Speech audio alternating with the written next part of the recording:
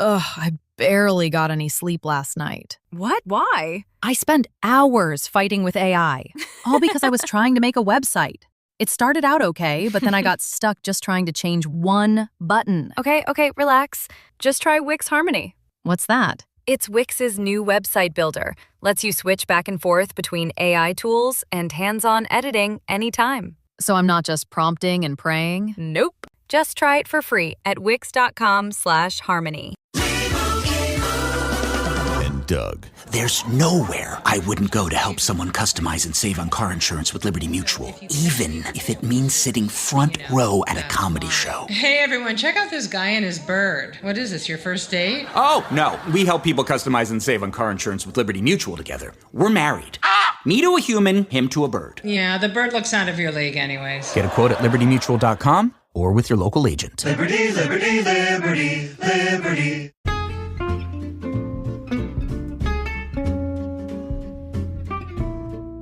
Hello, and welcome to It's a Fandom Thing. I'm your host, Erin Marlowe, and each week I'm joined by a panel of guests to discuss all things fandom and pop culture, primarily from a female perspective. You'll find everything from fanfic, to cosplay, to Schitt's Creek, to Supernatural, and everything in between. So put on your favorite piece of fandom merch, set aside that fanfic that you're writing about your OTP, and sit back and enjoy this week's episode.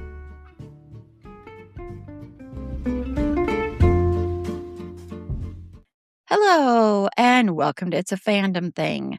I'm your host, Erin Marlowe, and on this episode, we are talking about the 1991 masterpiece that is Don't Tell Mom the Babysitter's Dead. I know. You thought we couldn't top Teen Witch from a couple weeks ago, but here we are with another classic film that it's kind of got its inspiration probably from Weekend at Bernie's in some respects. So I am excited to talk about this movie. I actually am. So joining me for this conversation, and this is part of the reason I'm excited to talk about this movie, are the hosts of Talking Like a Teen podcast, Adrian and Ashley. So let me introduce them. Hello, Adrian. Hi, Erin. How are you? Glad to be back, and I'm super excited to talk about this movie. This thing. It exists. That's all you need to know. It's a real movie. Someone really came up with this idea. And Ashley, hello, Ashley. Hi, thanks for having me back. I actually kind of like this movie, so... Ooh, counterpoint. Well, like I said, it's award worthy. It's, That's right. Those awards were Razzies, but... Oh, you know what, though? I will say, this has a 6.4 out of 10 on IMDb. Interesting. I'm not the only one that likes it. But the Metacritic score is 35. That is very low. I'm not surprised, but yeah. So I am going to give you... Oh, we're spoiling this movie. You had like 35. Oh my God, this movie's 35 years old. Sorry. I'm here to bum you out. So this is turning 35 years old. We're going to be spoiling it, but you've had your chance. It's actually... And so I got a subscription and then canceled it right away, but it's playing on... I didn't know that Cinemax now had a streaming channel, but through Roku, and I know, I'm like, Skinemax? Right, that's what I thought. And I'm like, I didn't want to say it at first, it'd be weird, but like, that's all they're known for, right?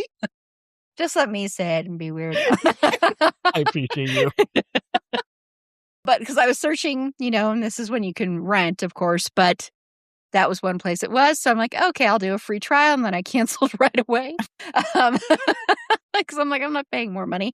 But anyway, so if you want to watch it, you can get it through there. You can probably rent it at your local library. You can, I always say renting because that's the way I talk. Okay. This is a 36-year-old movie. Give me a break. But I'm going to give you the IMDb description, the cast, and the director-writer info, and then also give you a few trigger warnings because this is a movie from the 90s, and I think there are some trigger warnings for this movie. So the IMDb description is 5 siblings are left alone all summer when their mom leaves town and the evil babysitter bites the dust. I just love that it says bites the dust. This is not that bad for IMDb. This is much better than the Mean Girls one, much better than the Teen Witch one. So this is better. I mean, because sometimes IMDb descriptions, they leave a lot to be desired. So this was directed by Stephen Herrick, and it was written by two people. Took two people to write this screenplay. That tells you how wonderful the screenplay is. Neil Landau and Tara Eisen. And it stars Christina Applegate as Swell, or Sue Ellen. Whoa, I'm sorry. Sorry everybody, but it's not really a jump scare, except for the fact that I always associate him with how he was in the 90s. But Keith Coogan, he plays Kenny, one of her brothers, he has like his recent picture up here, and I'm like, holy crap, he's old. He looks like a real life grown up. I'm so proud of him. Really? I almost didn't recognize him. Kenny did it. Joanna Cassidy as Rose Lindsay. John Getz as, the creepiest person in the world, Gus. Josh Charles as Brian. David Duchovny with his greasy, slicked back hair as Bruce. That hair. Jane Brooke as Caroline. Danielle Harris, who is part of the Halloween cinematic universe. And spoilers for Halloween 4, Danielle Harris, of course, plays on that timeline. Because remember, Choose Your Own Adventure with Halloween. She plays Michael Myers' niece, Jamie Lloyd. Yes. Did not know that. Well, now you do. The more you know. Yeah. Christopher, I'm sorry, I'm probably butchering your last name. Petite as Zach. Where the heck is your name? Why isn't, there you are, Walter. Like, why isn't Walter on here? I've been a chat for Walter. Robert Hy Gorman as Walter. It's just so weird seeing them now. Because I'm like, oh my gosh, look at these adults. So trigger warnings for, abuse of a corpse in a way. Not as bad as, of course, as Weekend at Bernie's. Nothing will beat that. But stuffing a corpse into, huge thing and leaving it, never getting in trouble for it, but leaving it there. I guess I have to say smoking. It's so weird to me because, come on. I mean, I don't know. I think it's so interesting that that's now triggers or smoking, And I couldn't get over it though. I was like, oh my God, she's smoking at work, like in the office. It was just say they smoke at a restaurant. Yes. I was a smoker on and off for years. And Jen, my podcast brain twin and my co-host of Twin It to Win It, we recently did an episode on the net and we were talking about smoking, and we're both either former or current smokers. And we were talking about how I had seen a TikTok that said everything started to go downhill in the world when they banned smoking in restaurants. And well, maybe, I don't know. Like I said, as an asthmatic, I can't relate. Yeah. I'm sure for you, that's not, Adrian's like, I do need a trigger for that. Thank you very much. The use of weed, although you really don't, you see it. Yeah, you do see it. And like gross, disgusting sexual harassment, like galore. Like, oh my gosh, that character Gus is like watching it. I watched it twice to prepare for this. And I was like, how was anyone into this guy? How was Rose into this guy? I don't know. And, Rose has a little bit of boundary issues there too with her employees and, saying some very inappropriate things. Gross cleaning up the fat bats or whatever it was she was cleaning up. There really, honestly, there is a comment. There's a little comment towards the end that could be transphobic in nature, but it's a throwaway thing. I apologize. Like I said, I had a note about that, so I wasn't the only one who caught that, so I'm glad about that. Yeah, that little throwaway line that he says to her, that Brian says to Swell. But, honestly, for a movie in the 90s, I was shocked at how little homophobia was in this movie. I mean, honestly, they're really, even, there's a scene with drag queens, and that's not even treated as like at least it didn't, for me, it didn't come off as like homophobic at all. It was just kind of like a joke scene, mainly because of they were dressed up as, celebrities. And I think that was the only reason it was kind of a joke. But surprisingly, I mean, except for that one part, this, kind of shocked me when I was rewatching it. I was like, the language was more offensive in Mean Girls than this. oh my gosh, yes. Oh, yeah. And I mean, I'm not saying there's, like I said, the sexual harassment is awful, and especially the fact that she is 17, but he doesn't know that. I know he doesn't know that, but he still was sexually harassing her. And that was gross. And, other kind of weird things like that didn't make sense. But as far as like being really, really offensive, this movie is not as bad as I thought it was going to be. I was really preparing myself for like some of those horrible words being used or something. And there was like really like not any of that. Unless I'm missing something. If I'm missing something, one of you can jump in and say it if I am totally missed something. Unless you're like super offended at someone calling you Metallica breath. No, that's my new favorite insult, though. I don't even know what that means. I know. And it was just like, I couldn't tell if that was something that is so bizarre that, only friends would say that to each other, or somebody was trying to find a teenage style insult and couldn't figure out what teens in 1991 were into. And they hadn't heard of Ugly Kid Joe yet. 91, rather. I like that. So what I first want to know, Adrian, is what were your initial impressions of this film? And then how well does it hold up for you? Considering that this was one of those movies when I was a kid, like it's funny you mentioned Cinemax, which of course it would be on there because that's more often than not where I saw it. But immediately right after, as soon as the credits rolled, you would have to turn because it was on like almost every week because we all had that one relative who had cable. So it would just always be on, and I never really watched it other than to just say, oh, Kelly from Married with Children is on this and she's gorgeous. But never really thought about it. So I would honestly say this is the first time since I was probably like 11 that I've seen this movie. So I don't know what I saw then, but weirdly enough, I feel like I had the exact same reactions as I did then as I did now of like, I don't know what I'm watching. And yet I can't turn it off because is it a good movie? No. But is it a great movie? Yes.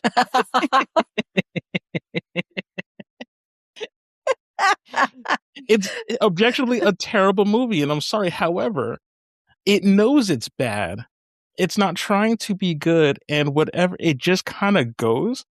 And I miss early 90s to mid 90s when we would just do movies like this, where you would just have just a weirdo concept. It's like between this, it's like, She-Devil. I think I mentioned to Ash, like, Stay Tuned, goofy crap like that, where it's like, Cool World, when we were just, the 90s, we were just doing just dumb shit. And it was just living in the moment. And like I said, it's not good, but like, I'm kind of weirdly glad I watched this because it is a nice slice of 90s that kind of doesn't really exist anymore. And as far as not like the retro stuff. Yeah, I completely agree. It does have that. It's very much of its time, but in a good way, I think. So, Ashley. So I was but a wee baby when this came out. So this was a movie that I didn't actually see until I was an adult. So I guess I didn't really have the kind of built-in nostalgia for it. But it's still, it does do that really 90s kind of silly thing that is a lot of fun. So I really like this. Again, I really like this movie. I get that it's bad. I get that the soundtrack is the most like 1991 thing I've ever heard. But honestly, I kind of love it. I think it's charming. There is nothing wrong with that. And honestly, I'm glad you do though, because like, and I guess that was it. It was easy. It would be so easy to be like, this movie is just dumb. And then you would never think of it ever again. But again, it's just, there's some really interesting choices that it's like, I wonder how many rewrites this went through, because I feel like the two halves are two completely different movies that they merged together, and I don't know which came first, and I kind of love that for it. Yeah, I can see that. Yeah. Okay. See, I know I saw this in the theater, and then I had it on VHS, like recorded off of cable, and on one of my VHSs. I watched this movie, I don't even know how many times. I loved this movie when I was younger. This was one of my staple movies that I would watch repeatedly when we'd have like slumber parties or stuff like that. This would be one of the movies we would watch. You know, it's funny. The reason I did a little jump scare when I saw Keith Coogan is I just remember watching him all the time and things, and he always kind of had the same look about him. And I associate him so much with the late 80s and early 90s. So it's like, to me, he just is immortal in that time period, and he doesn't grow up. And so seeing him as an adult was like, oh man. And I loved Married with Children. And so I loved seeing Christina Applegate. I loved the way she dressed. I envied her clothes, oh my God, her wardrobe. Even when I was rewatching it, I was even like, it really wasn't as bad as I was expecting, except of course the shoulder pads. But it's, oh my God, that one of those hats that she wears is like so awesome. And I just really loved the way she dressed and how comfortable it looked. Yet it was like really attractive, but not like, it wasn't the Kelly Bundy sexualization. And I appreciated that, even though I love Married with Children. But, you know, it was that kind of stepping away from that. And so I really, really loved this movie. When I was younger, I was just like, oh my gosh, what a cool job that must have been. Whatever, that wouldn't have been that cool of a job. That would have been so stressful. And there's no way that, and also, wow, it's so easy to get a job. You just walk in there with this resume. They're never going to have to check it, and they give you a job right away. That was the one thing that really struck me watching it this time, is I'm like, any kind of consequence that she's going to face or they're going to face, like, gets erased right away. Like the fact that, you know, they keep trying to find something on her, you know, and Carolyn keeps trying to find something. And so she finds out that she lied about her resume. That never, ever becomes a thing. That never, ever becomes a thing that she gets like in trouble for. And then they find out that she stole from petty cash, but then because she had all the receipts in there, she doesn't get in trouble for that. They find out her age, and she also doesn't get in trouble for that. And yes, she gets found out by her mom, but that's like a 5-second punishment. It's like everything's fine. And even her boss is like, it's okay. Please continue to work here, 17-year-old. I would love that for me. I know. It's amazing that there's like no consequences whatsoever. Nothing ever comes up about the dead babysitter again, except that you see the two people that buried her in the grave and all that stuff, and they get the money. And they acted like it was a huge amount of money they got. So I'm wondering how much money she left them with. But you never get anything else. Like, there's no investigation, no anything. That's why it is interesting that you say that, Adrian, the rewrites it might have gone through and what that. And I believe there's actually like a remake that was going to be made or did get made for this movie. Yeah, I think there was one. I could have swore I saw it on like Pluto TV because I thought it was this version. I wanted to find out. I think it said like 2024, 2025 or something like that. 2024. Yeah, it's 2024. Yeah, it did actually come out. I never watched it. And I know Danielle Harris was actually, I believe, a producer on it. Oh, man. But I never saw the remake. But it's like, I can't believe it got remade. I am actually kind of curious to watch it and see how they might have had to change it, because if you're doing this in 2024, there's a lot of stuff you'd have to change, and that would be different. So I'd be curious to watch it, but I didn't see it. But it's kind of shocks me that this movie got remade, because I don't know if it was a big, really hit. It seemed like a hit amongst the people I knew, but it still didn't seem like it was like as big as other movies around that time. Yeah, it's definitely like a cult thing, which makes me feel like this movie probably would have been a bigger deal, or maybe even more like fun, if they treated it like a spiritual successor to Heathers. To Heathers, that's interesting. I'm here for that. Just really just lean into the concept of the title of that movie, because it's like, that is honestly, as much as I said, oh, it's not that great a movie, it's an amazing title. That's like, what? Give me 20 tickets for all the showings today. And I feel like if they had leaned on that just a little more, but I guess it's like we got the morbidity over very quickly. Yeah. Yeah, that's why I say like inspired by Weekend at Bernie's, but not really, because the babysitter is there for like a total of maybe 5 minutes, honestly. Like total. Like she becomes like a tyrant and then like dies. Yeah. Their problem. That's why I mean, like every problem is solved so quickly in this movie. It's amazing. No consequences whatsoever.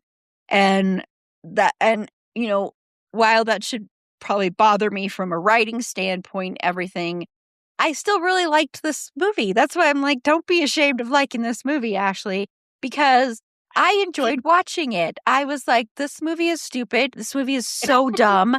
This movie makes no sense. There is no way in hell she would have gotten that job. And there's just no, that is not how you get a job.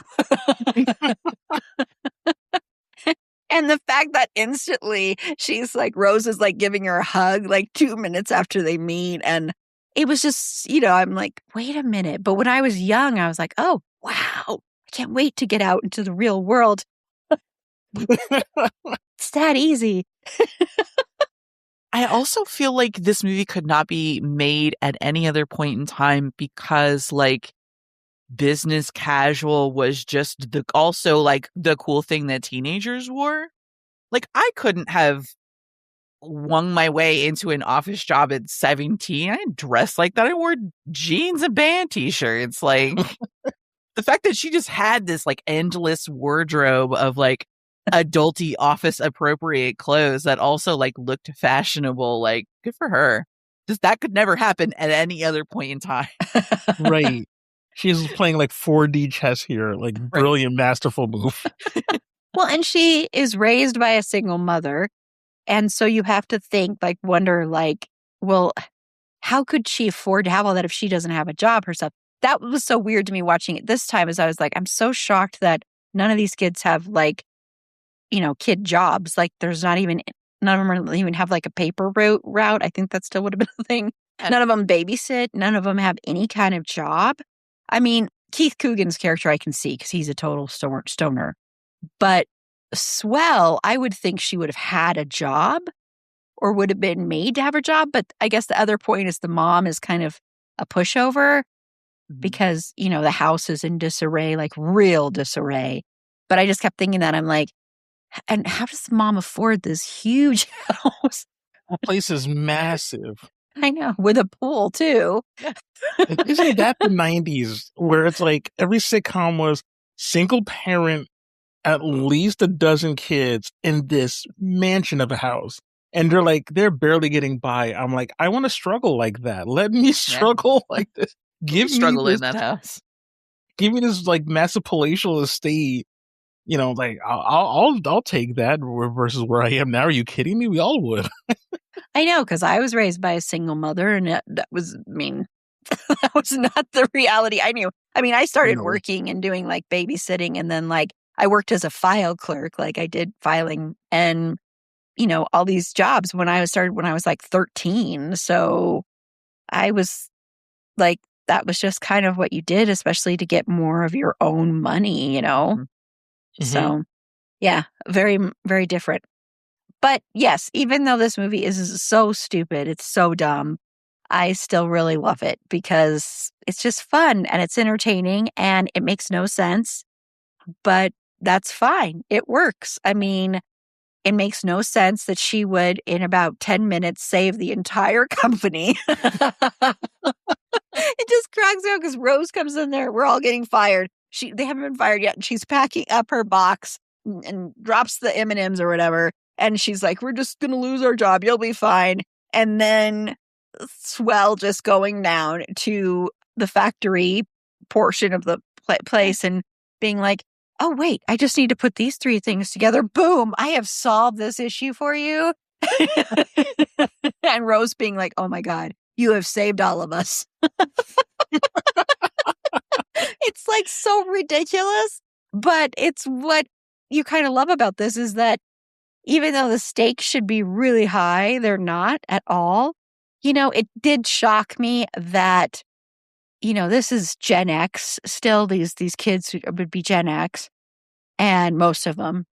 And the fact that, Gen X and Millennial had a lot of the, the latchkey kid thing. And the fact that the mom didn't want to leave them alone was so weird to me. Still weird to me, because I think she would have actually been like, yes, well, you're in charge. I don't think she would have gotten a babysitter, to be quite frank. Right. For being away for 2 whole months. And that's the part that kind of bugged me out. Because, like, as a kid, I remember there being a long stretch of time that no one was, supervising anybody. But I'm thinking, okay, she's going away. There's a babysitter. It's an overnight. But then I'm like, when did she get a job? When did she get all this stuff? And rewatch the movie, not realizing they make a point to say it's going to be 2 months that she's gone. And I'm like, there's latchkey, and then there's just straight up abandonment. Right. My parents took a 2-week trip to Canada or something. It doesn't matter. When I was in high school, so I was 16, 17, and that would have made my brother 13, 14. Were we probably not supposed to be left alone for that amount of time? No, but no one died. It was fine. Yeah, to me, it almost read a little bit weird that she was like, here's this random old lady that will keep you alive, I guess. Enjoy. Enjoy. I'm out. Yeah, she's I've been eating this vacation for 35 years. I had basically wrote a note, it's like this movie had big energy, like that one episode of The Simpsons with the babysitter bandit. Yes.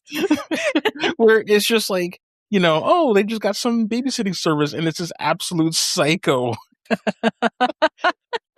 I mean, at the same time, it is 1991. We are doing big, Simpsons generation kind of style and humor here. So I'm wondering, it's starting to feel like maybe that was the case. This is really just a live action remake of that Simpsons episode. Yeah, well, we're going to talk a little bit more about the concept overall. We'll add a little bit more to that and our thoughts on the characters and who our favorite is when we come back. So we'll be right back. I'm no designer, but I know my brand inside and out, and I know a generic-looking website when I see one. Wix Harmony has blown me away. It's a website builder that lets me switch back and forth between using AI and hands-on editing tools, so I can create a website exactly the way I pictured it. I even get a personal AI agent that's an expert in web design and helps me out. Try it out for free at wix.com/harmony.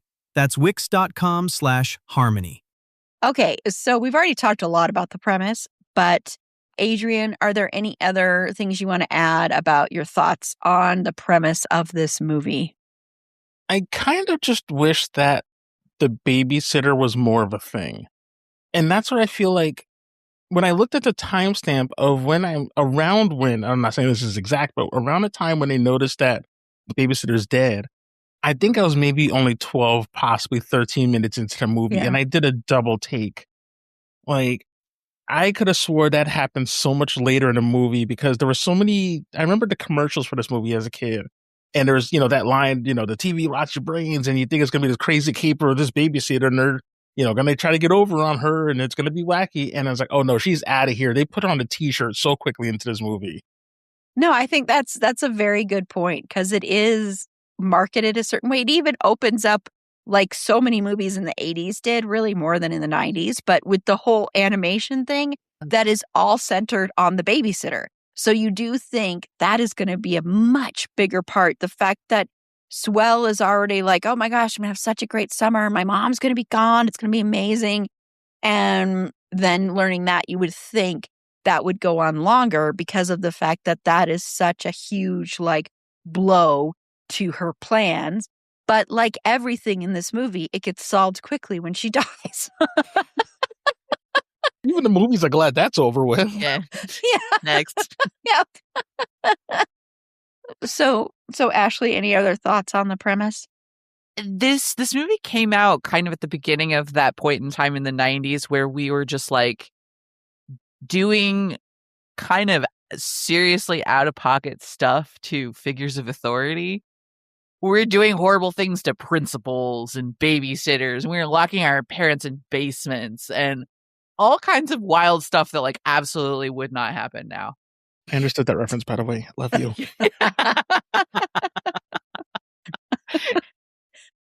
That's why it's interesting that they remade it for 2024, because that's why I'd be curious to watch it. Maybe I'll have to watch it later on this weekend and be like, oh my gosh. Like, I wonder if the remake is a period, like if they set it back in a period piece. That sounds horrible. I wonder if the remake is also set in the 90s. No, I think it's set like modern day, if I'm not mistaken. I could be wrong. Oh, I think so. Okay, well, that's... Because meanwhile, I just feel like, they're like, I can't believe our babysitter's dead. Christina Applegate just walks past the screen. I've been there. And then she just walks away. Money, please. Joanna Cassidy is in it too, and Danielle Harris is in it. Oh, so Danielle Harris is actually in it. Tyreek Withers, who was like, kind of a big thing. He was in one of the Colleen Hoover movies. Oh my gosh. Sorry. This is about to be 6 degrees of Colleen Hoover. We're like out of here. Into the Hooververse.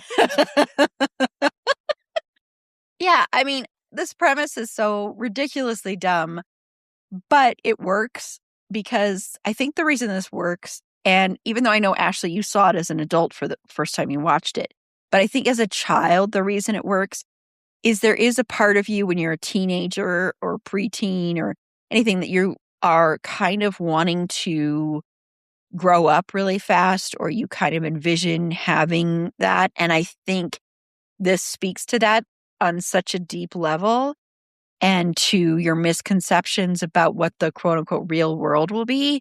And so I think that's why it works so well, even though it's so stupid. And I think that's why it's so enjoyable, because it kind of, goes back to that, calls back to that.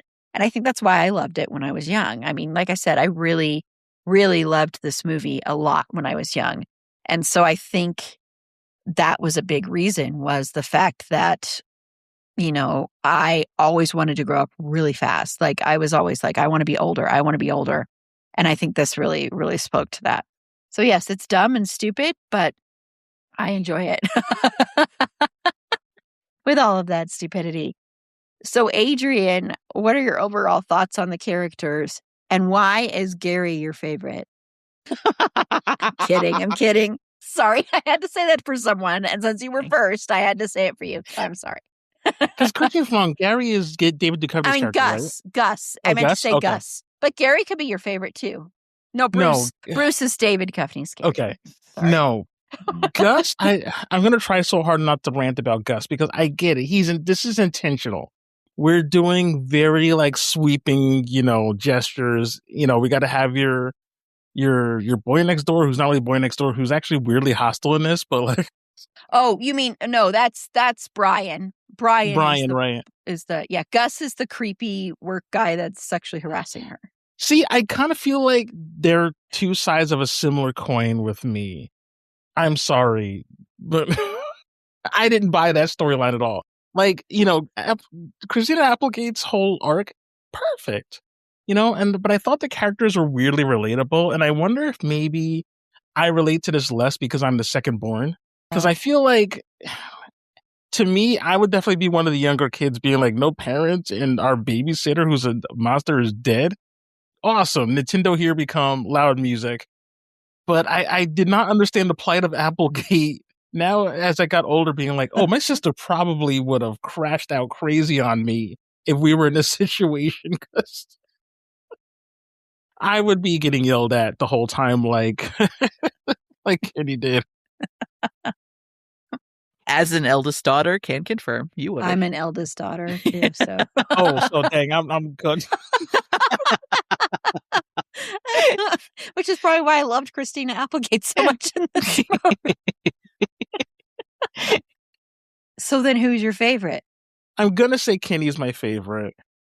Only and I wrote down in my notes, I don't often call people dirtbags unironically. But Kenny is certifiably a dirtbag because he's so 1991.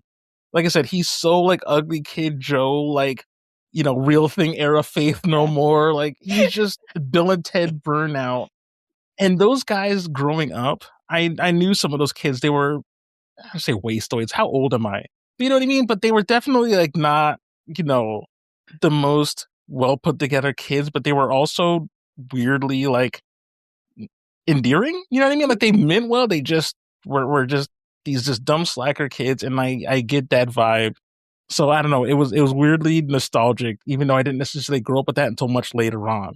And also seeing his arc, it was kind of funny, and especially even like when he gets to the argument with Sue about how like he's been doing all this work and he doesn't feel appreciated, and he's going on this whole rant.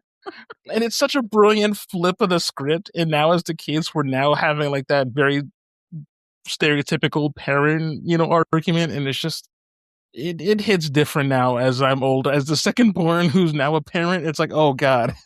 I am so sorry to the following people. Proceeds to ramble off a couple of names for the rest of the podcast. Yeah, that scene is so funny to me. I love that scene. I think they do that really well too. So yeah. So Ashley, your thoughts on who's your favorite character? I love Kenny.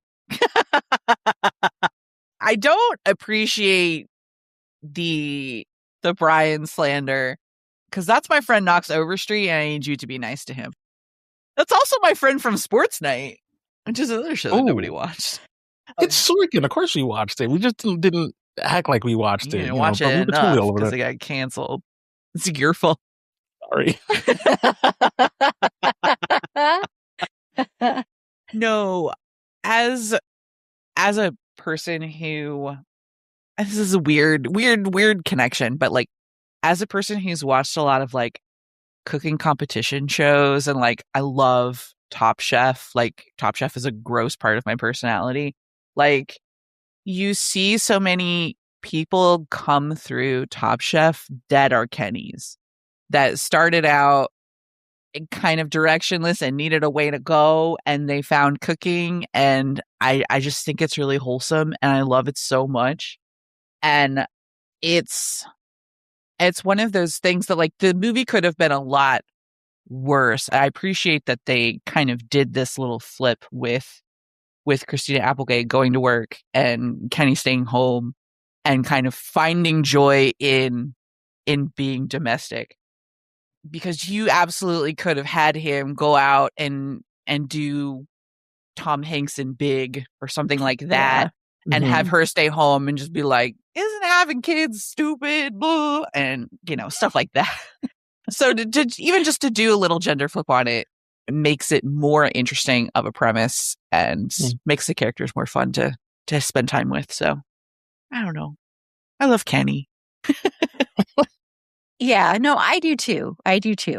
And like I said, Keith Coogan to me is like such a part of the makeup of that time period.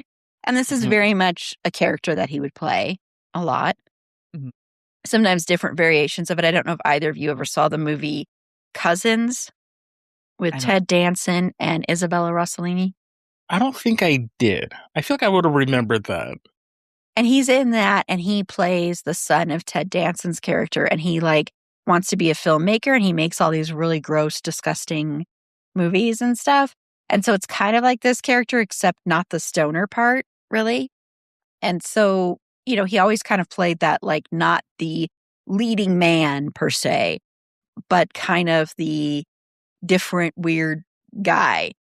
And I think he does that so well. And I was thinking, when he becomes a chef, I was like, for our Wednesday pop culture episode, when we were talking about crossovers, imagine him coming to the Bear. Right? Oh, there you go. Kenny on the Bear. And honestly, Kenny would slot right in. Yeah. And be fine. You wouldn't even know that he was from a different place. I think him and Richie would get along really well. Yeah. I do too. Yeah. I'd want to see that. I'd want to see that pairing, Richie and Kenny together. Doing nonsense. Yeah.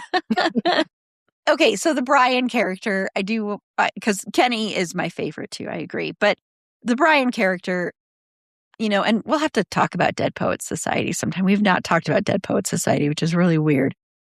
I've probably avoided it not because I don't like it, but for certain parts of it. and heavy. also, it's really heavy. But okay, so I'm fine with that love story, but I will say I don't really think they have chemistry. No. It seemed off. But one thing I appreciated that this movie did that I think other movies, and even I think if this movie had been made like a few years earlier than it was made, they might have had her in this office and then she meets a guy there who is older than her, and then they kind of fall in love and then like never been kissed. Yeah. And then he finds out that she's in high school and it would have been creepy and weird. So I appreciate that they didn't do that who she's wanting to go after is age appropriate and it's not something like that. So I appreciate that. I just don't think they had the best chemistry. It's not trying to attack Brian, although their argument about her keeping secrets from him was kind of weird because they weren't like going out really. I mean, they had gone on one date. Right. I know they're teenagers though, so everything is like amped up. But at the same time, it felt like they were having this conversation of people that have been in a relationship for like 10 years or something. So that was a little off. Now also you tell me you don't like pasta? Like what happened? We used to get pasta all the time.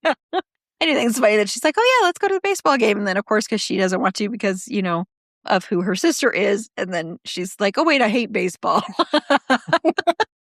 Which I love that was a point of contention for him was when she said that line, you would have thought like this whole man's soul was like knocked out of his body. And I'm like, my man, it's like I get it. Baseball is life for some people, but I'm like, this can't be the deal breaker. It was because she was keeping so many secrets from him. That's why her hair was so big.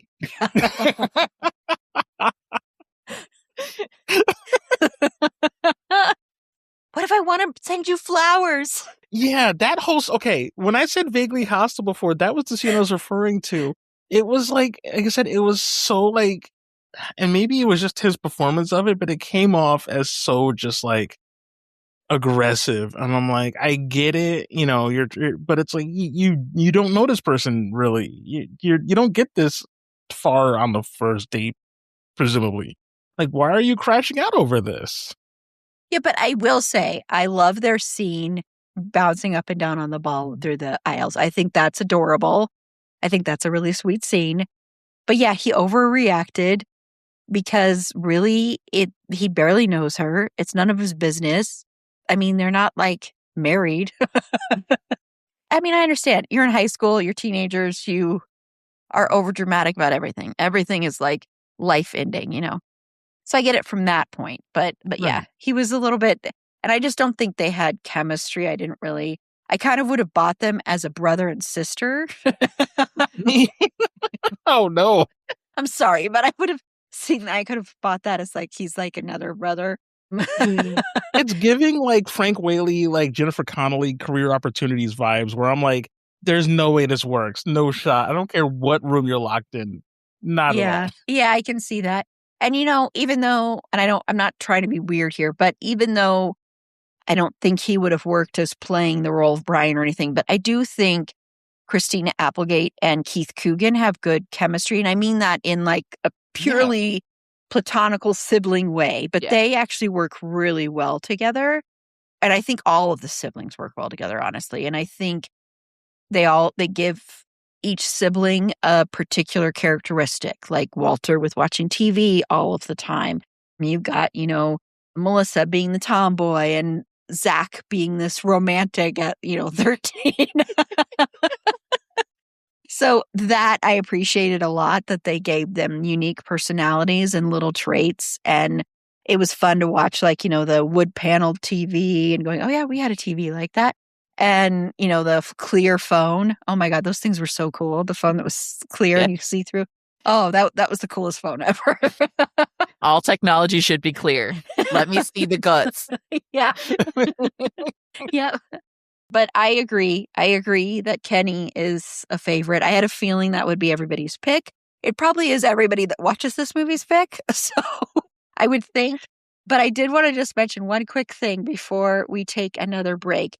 David Duchovny's character, Bruce, he does this one little quick thing in there that I think if you're not really watching carefully, you might not notice it. But I'm wondering if it was scripted or if David Duchovny just added it in, because it totally fits his character. But after he first meets Sue Ellen, as she's going by there, and he goes and he's talking to Carolyn, and he's like, who is that person? And he does this quick thing where he has like breath spray, and he goes, "Doot, doot," and he just quickly sprays it. I don't know if either of you noticed that, but to me, it was like cute. It was like a really nice little like throwaway thing where it was like, oh, he's got the slicked back hair, but he also is constantly spraying his breath because he's so cool and hip and all of that. And I just thought it was a great little addition to his character to show him doing that. So I don't know. You get the vibe of this guy immediately. Just from that one little action. Exactly. Okay, we're going to take another quick break. And when we come back, we are going to do the dreaded 3. Yes, everybody's favorite segment of any episode, picking 3 of your favorite scenes or lines. So we'll be right back. Okay, Adrian, it's time. So what are 3 of your favorite scenes or lines? Oh, this is actually kind of tough because when I first saw the outline, I'm like, this is cake. I got this. I remember this movie. And it's like, oh, dang, this is actually a lot tougher than I would have thought. So my first one was, what are you queens doing in our car? Yes. Because it's one of those just perfect, to me, it really gave it felt like proto-Coen brothers where these sort of weird asides where just these random characters are doing something so bizarre that the movie just tells you don't worry about it because you just need something incidental to happen to these kids' car because things are going too well. But to just have these, like I said, these drag queens and they're not really made fun of. They just jack a car and they're out. And it's brilliant. The second one I would say would be David Duchovny, whom I did make a note being like, I know this is 1991 and this was big on Cinemax. And it's like, did he just come off the set of Red Shoe Diaries when he did this? Oh my God, Red Shoe Diaries. Oh my God. I forgot about that show. Oh I'm sorry, Grandma. I'm sorry, everybody who might possibly listen to this. Oh my God. I don't know what that show is. I've only heard about it from friends at school. I don't even watch TV. I don't own a TV. But that scene where he peers around the corner, so looking at Sue Ellen, I remember just texting Ashley being like, it's the meme. I didn't realize it was from this movie. That's true. Red Shoe Diaries. I'm sorry. Sorry, I know. Memory unlocked. Because at first I'm like, oh, hey, okay, this thing's happening. But I was like, wait, why is Fox Mulder here? I think my third one, there's 2 choices. And I don't know, because I already said Metallica Breath earlier.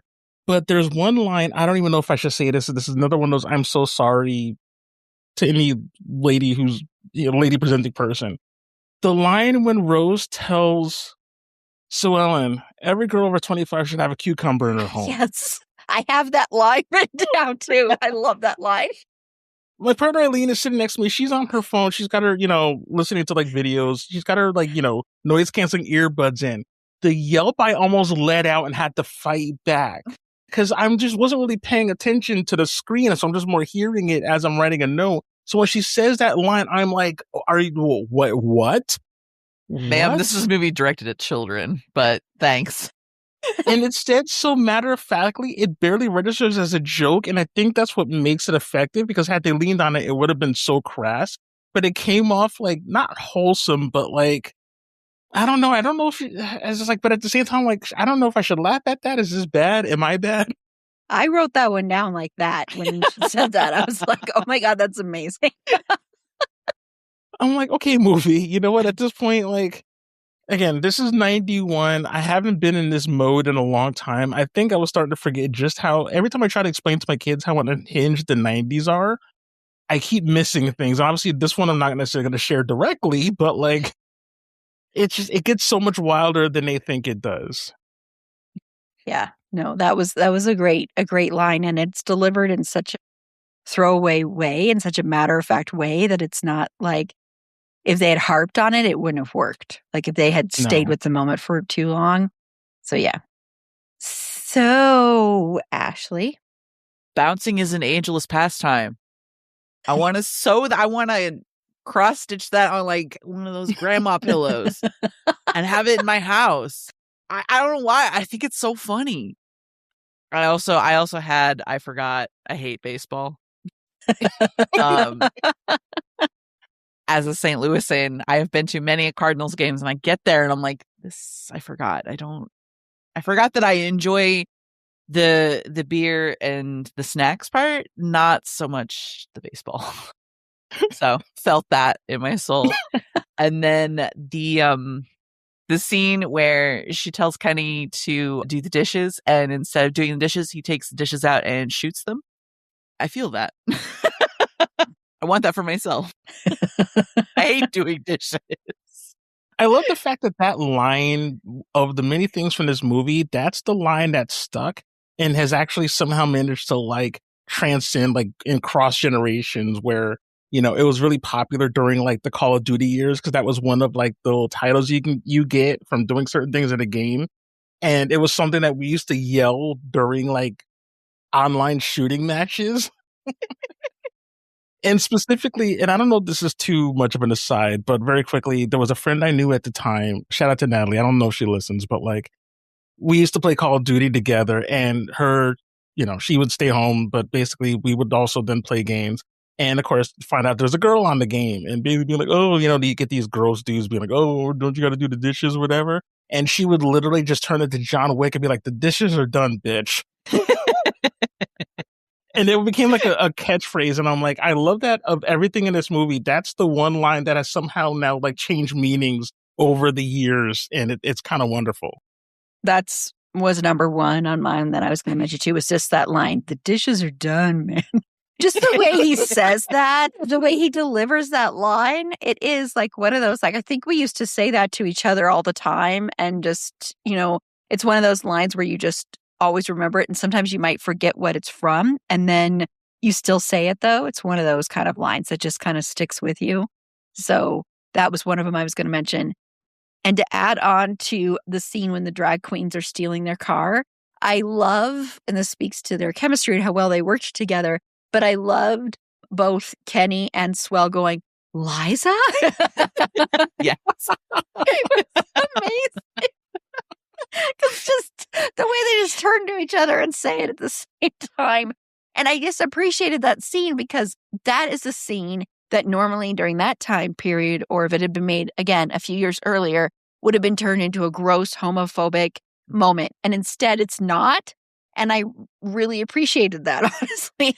I was like, wow, they didn't make this homophobic. Oh my gosh. The screenwriters essentially just needed to get the car away from the kids and chose this very random way to do it. I just love the way they say, Liza. I wanted that movie. I wanted like a side series or some sort of like what led to this moment specifically. And what happens after? Where did they go? Right. What did they do? Yeah, is this something they do a lot? Is this just that they do this all the time, steal cars? And then where do they take the car? Yeah, do they like sell it for parts or what do they do? That's the Fast and Furious I want. I was just about to say, we need a Fast and Furious remake with drag queens. Oh, yeah. Let's go. That would be amazing. Ashley will workshop that later on. You are brilliant. Yeah, thanks. And then the other line, this is so inappropriate to deliver to someone who is your employee. But when Rose says when she says, Sue Ellen, have you ever had a 48-hour orgasm? I'm saying, I was like, what? And then her saying, no, I've never been to Santa Barbara. It was like the best. I loved that so much because she's just like so serious about it. And then you can tell she's like, I am so uncomfortable right now. No, I've never been to Santa Barbara. I loved that so much. And that's like such an inappropriate thing to say to somebody who is your employee. And also I'm like, I highly doubt Gus really did that. Yeah, there's no way. Look at Gus. No. No. Because again, I do not understand why Rose would want to be with Gus. That to me is the biggest conundrum in this whole entire film, is why any woman, especially Rose, would have wanted to be with this guy and act like, oh, this is the guy I want to settle down with. That's why I'm glad she instantly was like, oh, yeah, you are scum. Okay, bye. I almost wonder, and not to like make a thing of this, but I'm wondering because she was very much, you know, kind of take charge, you know, whatever. Because I could have swore, there was a line, and I could be wrong, where basically it seems like he kind of mostly fronts the bill for a lot of stuff, or ultimately she just seems like she just has to show up. And I wonder if maybe that's kind of the vibe. It's just like, it's more convenience because it's like, I don't have to be a boss. I don't have to be this lady. And this idiot, pretty much gets to whisk me away for a little bit and have like my own vacation. Because ultimately this movie is Applegate kind of being left by multiple parent figures and it's kind of twisted. That's true. So I don't know. That's the only reason I could see why she would be with him. Because otherwise, anything else is just too bleak to think about. She makes a passing comment about being 35. And I know in 1990 years, that's basically like 1 foot into the grave. So it's like, I wonder if you're supposed to infer that she's kind of just settling for him because he's there and he's feigning interest. Yeah, oh my God. He's so, even the way he like moves his body is, everything about him is, gosh. I am glad though that they didn't like ever have him like try and kiss Sue Ellen or anything like that. Like they kind of didn't put that in there. I think that was pretty good that they didn't do that. But he does something worse though, because he's doing the implication like, oh, if you want to do that, or you couldn't, you don't have to. And I'm just like, I feel like that's just as bad because he basically says it while making it look like, oh, those weren't my words. You clearly just said that, like. Oh, no. I agree. He's horrible and he's really creepy. I'm just glad they didn't add in a part where he actually physically does anything with her, because that would have been even worse, because this is someone who's 17 years old.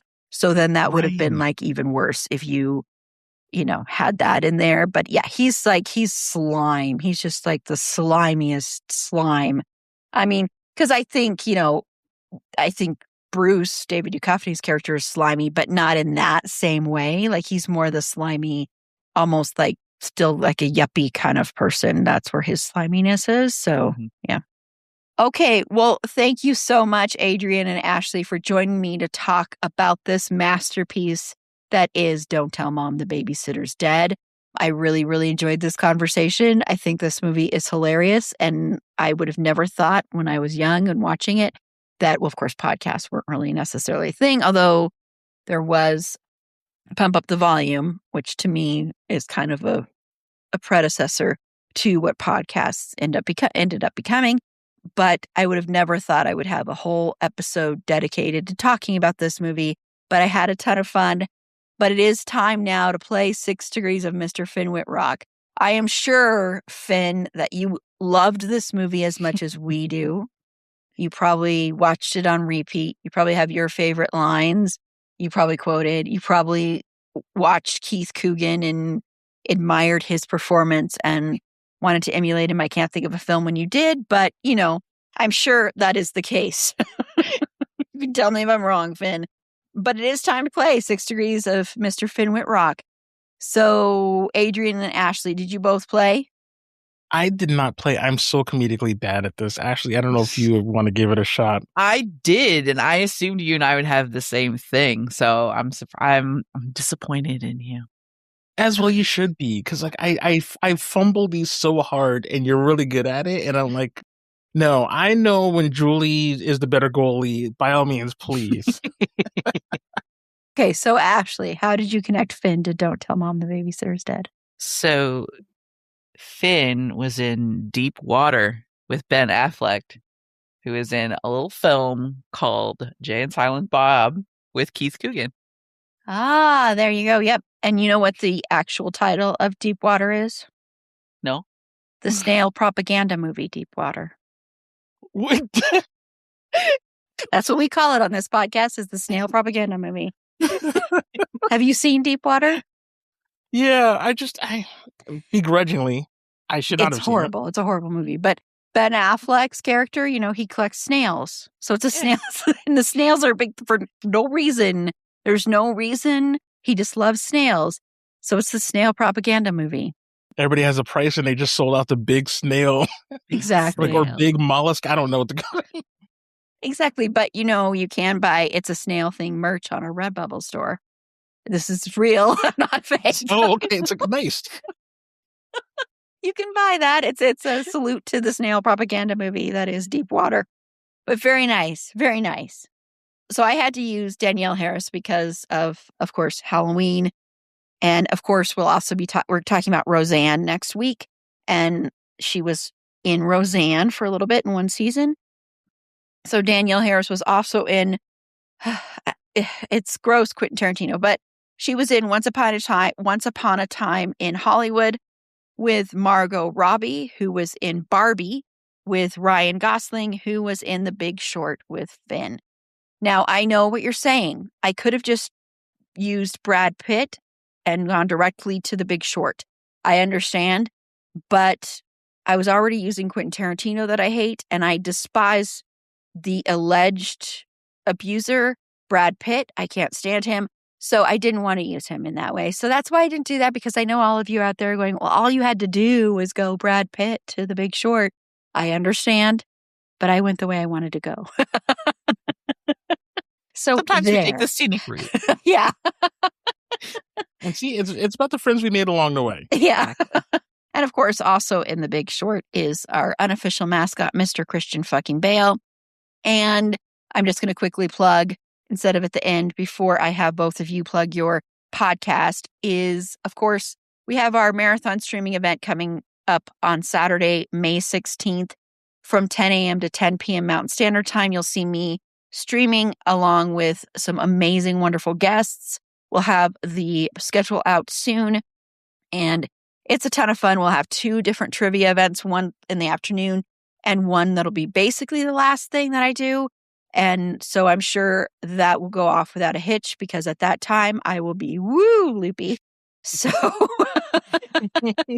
but we are also going to be having at least one Christian Bale thing, probably 2 Christian Bale things. So you don't want to miss those as well, which means we will probably have quote unquote Christian making an appearance. That, of course, is Carla's Christian Bale impression. If you haven't seen that, if you haven't experienced that, please go back and listen to our episodes. Also, go watch the video versions of those ones, because I always make video versions of those, because then you get to see quote unquote Christian.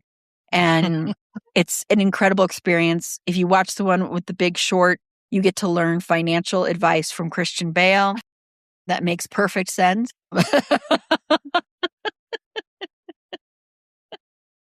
So we have a ton of fun with that.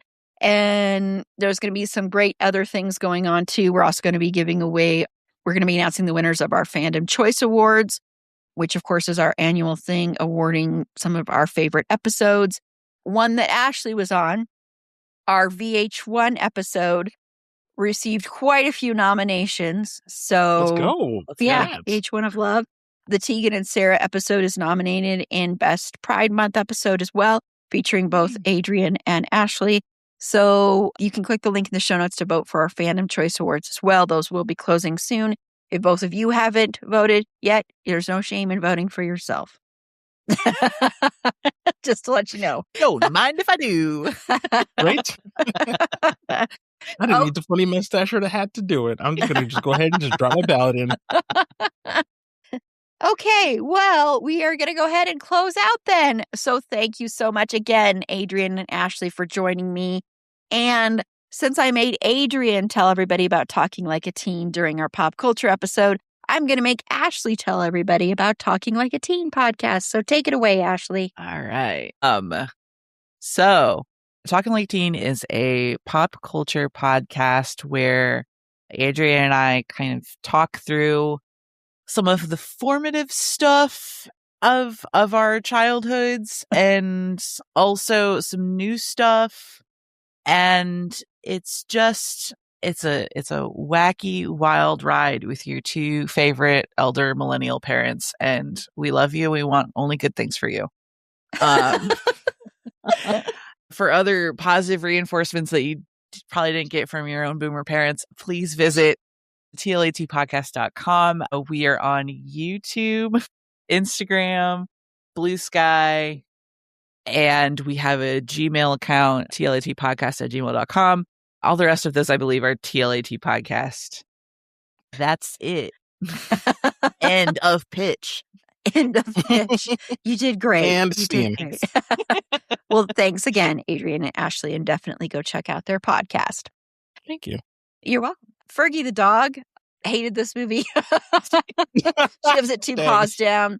It's not her kind of thing, And she actually has a thing where she does not like corgis, so she didn't even like the dog. Oh. God, Elvis. Yes, Oof. we used to have corgis that lived like a couple of townhouses down, and there were 2 of them, and one of them and Fergie were like hated each other. And so if one of them was outside, like if that corgi walked by outside the window, Fergie would be going nuts and it would pee purposely on our lawn. And then Fergie would do the same thing to the corgi.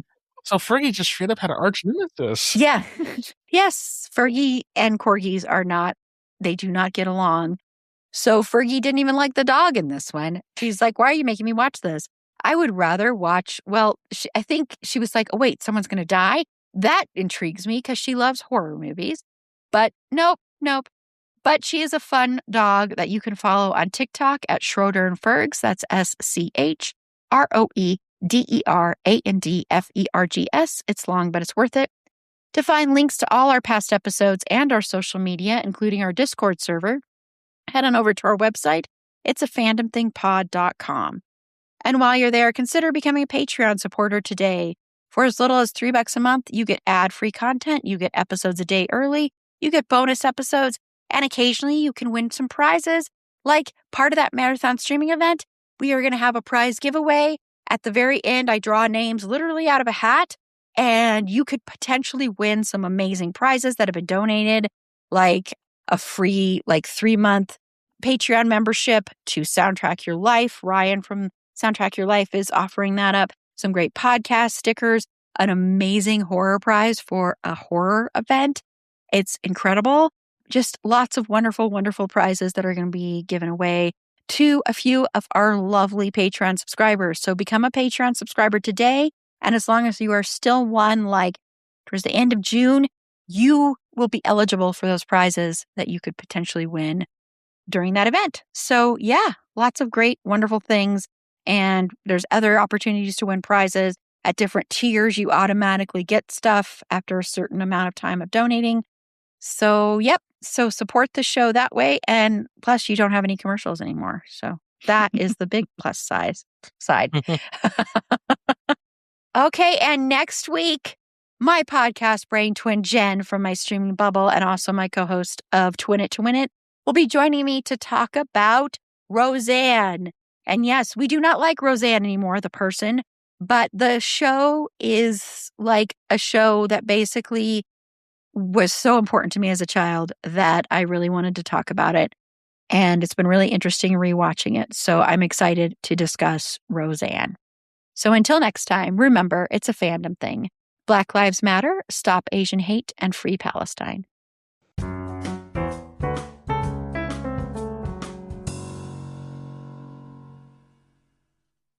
Booking a Vrbo vacation rental means you get Vrbo Care and 24/7 live support, verified reviews from real guests, and top-rated homes with the Love by Guest filter. I just booked my Vrbo because there was a sweet wine fridge. We all have our reasons. If you know, you Vrbo. Terms apply. See Vrbo.com/trust for details.